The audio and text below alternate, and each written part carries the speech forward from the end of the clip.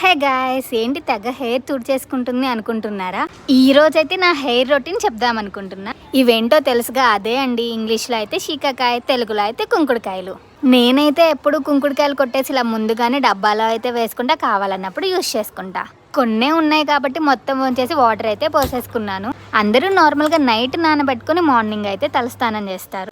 దానికన్నా కూడా ఇలా 10 మినిట్స్ బాయిల్ చేస్తే మంచి ఎఫెక్టివ్గా పనిచేస్తుంది. వీక్లీ 2 టైమ్స్ అయితే చేయండి, మీకున్న డాండ్రఫ్ అయితే మొత్తం పోయిద్ది. నేను చేయి పెట్టేశాను కదా అని చెప్పి మీరు వెంటనే నలపకండి, తోలుడి చేతిలోకి వచ్చింది.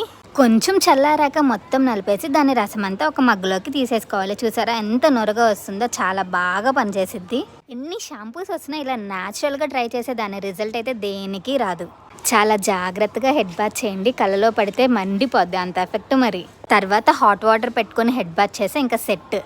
వీడియో నచ్చితే లైక్ చేయండి అండ్ సబ్స్క్రైబ్ చేయడం అయితే మర్చిపోవద్దు. Bye bye, thank you for watching.